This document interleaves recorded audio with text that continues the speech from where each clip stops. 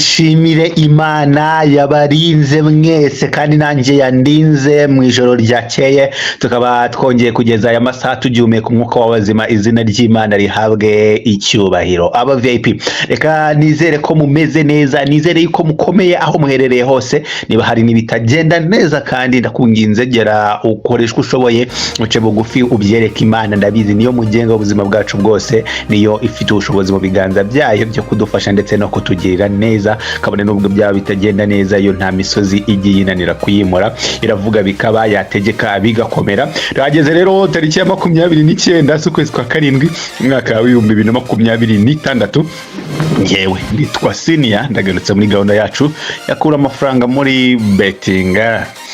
Hanyuma aba VIP ewana, narabibabwiye ko guhera ku itariki ya mbere ndabaronshingira uburyo ki groupe tugiye gukora muri sezo itaha. Sezo muri rusange iratangira na tariki ya mbere z'ukwezi kwa munani. Amashampiyona namwe muri Scotland, icyiciro cya kabiri mu Bwongereza, tugiye kwinjira muri weekend yaho big stages zigiye kongera gutegurwa. New season is going to start at 1st August 2026. Ubwo ni season tuzakora 2026 kugeza 2027, ngibuze mu itariki 3 z'ukwa gatandatu abaye UEFA Champions League final ewana groupe. Nababwiye ko na designinze indi groupe nshyashya tugiye gushyiramo umuntu wese uzajya babishaka azajya yinjira muri iyo groupe ewana. Kubera guhera uyu munsi rero ewana, nawe nizere ko amaze kubyitegura, nizere ko meze neza, tugiye kwinjira muri groupe kabisa ewana. Abantu nabwiye ibiciro, muzaza mwishyura ibyo nababwiye nta kibazo, ariko abashyashya batari baza bo barakorana n'igiciro gishyashya kandi kizaba kiri hejuru ho gatoya. Rero niba udashaka ko igiciro kikubana kirekire, nawe nyandikira kano kanya umbaze kubijyanye na group kumizaba imeze, ngusobanurire akantu ku kandi, ndagusobanurira ubyumve neza kugira ngo n'amafaranga uri buze kuba wishyura ubanze wumve icyo uyishyuriye kwanza. Ubanze wumve icyo yishyuriye. Uyu munsi wa none rero mbafitiyemo ipari zigiye zitandukanye. Ngufitiye platinum ticket ya Odi 394.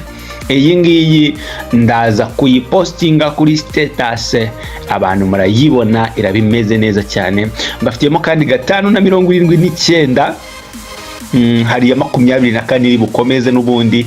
Izo zose nyandikira kuri nimero ubona kuri screen yawe, ni kuri WhatsApp number 0794486332. Nyandikira mbaza icyo biba bisaba kugira ngo joining group ya VIP, mbaza icyo biba bisaba kugira ngo ubone imwe muri izo pari, urahitamo iyo ushaka. Ariko kandi unambaze icyo bisaba kugira ngo ujye kuri Avieta ndetse na Collect Score. Dufite service nyinshi. Wowe kureba video ntufate nimero yanjye ngo saving byo wabunyazwe zigahera, wowe fata nimero yanjye, ndabizi ntabwo uri bubure icyo uyikoresha. Eka mve ku bya groupe uyu munsi ntabwo nshaka gutinda. Mve kuri Collect Score irahari uyu munsi, mve kuri Avieta na irahari uyu munsi wa none, mve ku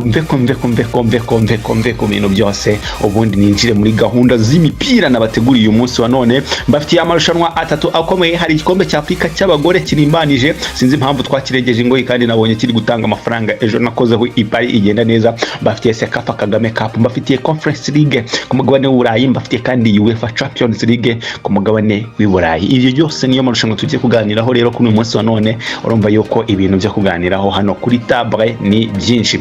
Turahera muri Sekafa Kagame Cup nk'uko bisanzwe.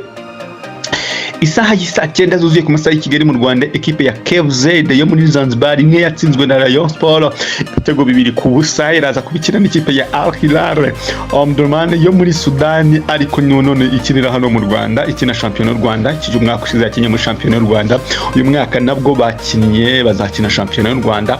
Ikipe ya Al Hilal rero nayo yari yatsinze ikipe ya Tusker ibitego 2-0. Bagiye guhura umwaka 3 n'ibitego 2 zigamye, undi ari mu ari mfite 0 n'umwenda w'ibitego 2 nanone arimo. Ngo ekipe ya KFZ ni ugutsindwa iyi match uyu munsi, ikaba yizeye ko itashye. Hanyuma ikipe ya Al Hilal nayo ni ugutsinda iyi match uyu munsi, ikaba yizeye ko byibuze ku kigero cya 75% yamaze kuba kwikarifiya mu gikombe muri kimwe cya kabiri cy'igikombe cya Sekafa Kagame Cup. Uyu mukino n'ubundi kuko bisanzwe, kuko dusanzwe tubyiteze, twiteze ko ikipe ya Al Hilal iri buze kuba itsinda match. Genda ugure ikipe ya Al Hilal kuza kuba itsinda match yabo.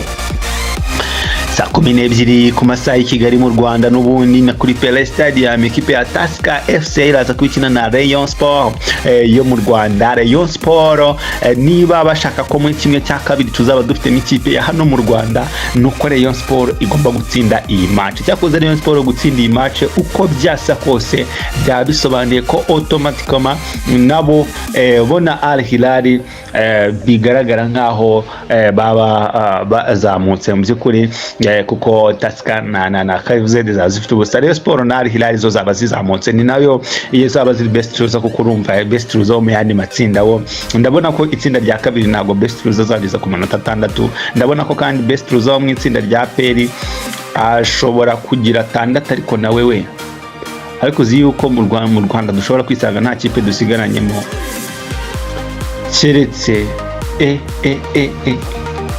kubera reka twimagine ko Vipers yizazamuka ari ya mbere mu itsinda rya mbere, kimwe n'ukuntu yazamuka ni ya kabiri bitewe n'ibitego itsinzwe bitegatsindwa bike. Noneho iyi timu yindi ya Gor Mahia igatsinda ibitego byinshi, tugiye Vipers yazamuka ari ya mbere. Vipers na Gor Mahia zose zigejeje amanota, Gor Mahia ni 6. Birashoboka ko best loser mu gihe Rayon Sport ishobora kutazazamuka. Birababaje rero, ndabyanarije bitekerejeho abareyo namwe ntimwibeshye. Uzi ikintu cyabasova baramutse batsinze match yabo y'uyu munsi ya Tusker, bagatsinda Tusker, noneho APR igatsinda Vipers, niyo byaba 2-0, numvikana Rayon Sport nayo ikirinda gutsindwa byinshi na Al Hilal, cyangwa se ikagenda ikakora draw cyangwa ikanatsinda Al Hilal. Rayon Sport ifite nayo akazi gakomeye cyane. Mbere na mbere barasabwa kubanza gukuraho Tusker mbere yuko ku munsi wo kwa gatanu tumenya uko bari buze kuba bitwaya imbere ya Al Hilal. Ibintu birakomeye mw'abantu, ku munsi wo kwa gatandatu ibintu birakomeye muri iyi Sekafa. Rayon Sport rero igomba gutsinda Tusker at any cost, ku kiguzi cyari cyo cyose. Rayon Sport igomba gutsinda Tusker, ariko ntago bari bubikope, barajya kubikorera. Abasore b'abanyakenya amakipe muri Kenya afite imbaraga, icyo nakuboneye cyo mu mikino ya mbere nabonye ko amakipe muri Kenya afite ikintu cyitwa umwuka.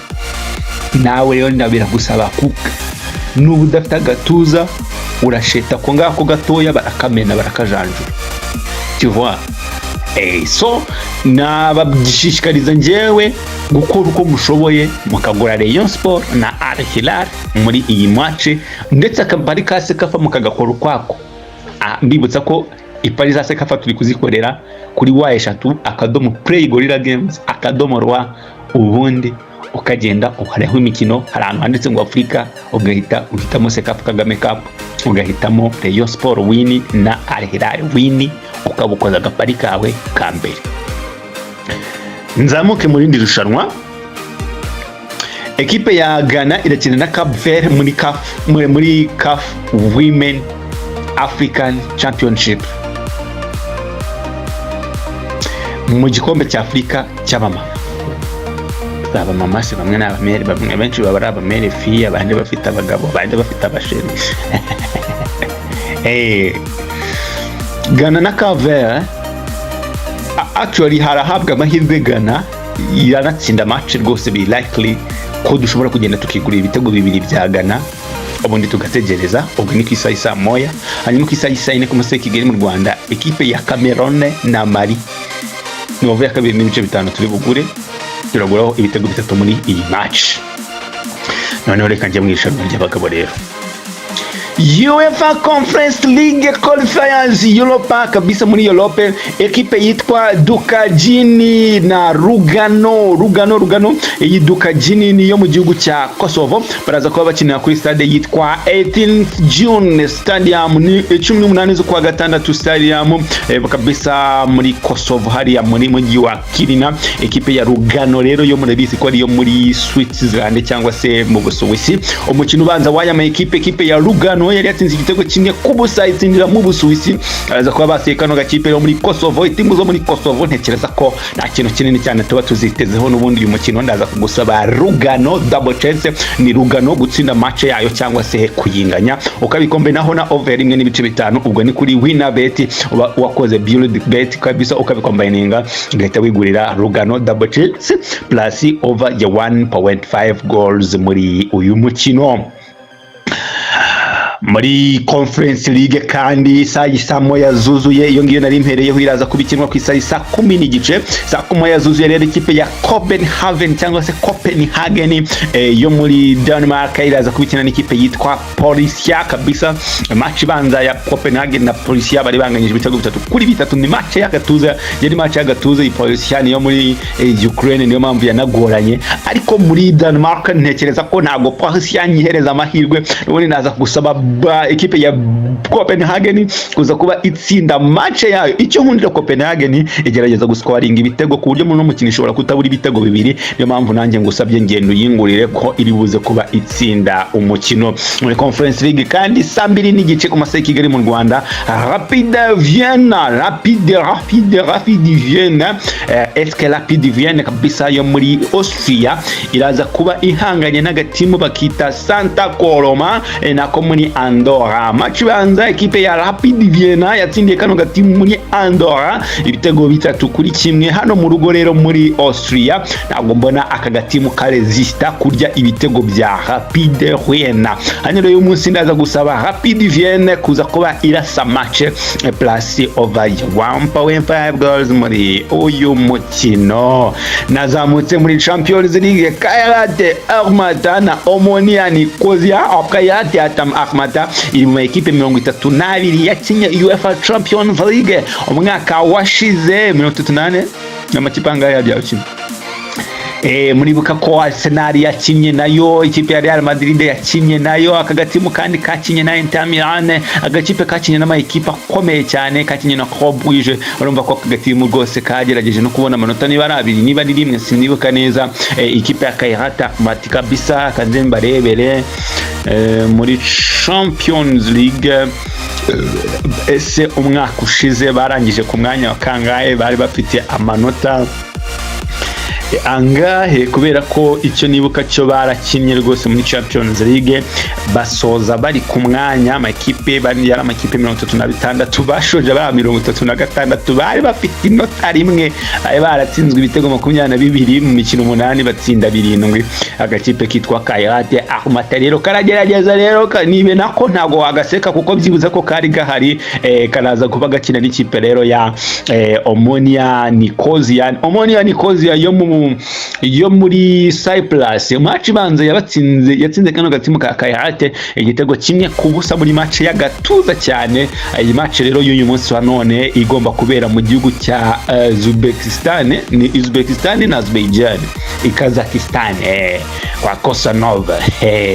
So iyi match rero ya Kairat Almaty ndaza kuyigusaba kuza kuyigura over ya 1.5 goals plus Kairat to score plus plutôt Omonia to score. Omonia igitego cya irakibona kandi habonekemo na over ya 1.5.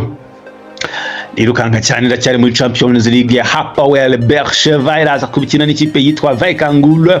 Hapoel Beersheva niyo muri Israel, hanyuma ikipe yitwa Vaikangul Liajavik niyo muri Iceland. Match yabo ibanza ikipe ya Vaikangul yari yateze ibitego 2-1 itsinda Hapoel Beersheva. Uyu munsi ndaza kugusaba double chance ya Hapoel Beersheva plus over ya 1.5 goals. Ibitego 3 mu mukino 2 mu mukino kandi Hapoel Beersheva igatsinda match cyangwa se ikayanganya. Red Star Belgrade cyangwa se Crvena Zvezda iraza kubikina n'ikipe ya Rarne. Crvena Zvezda yo muri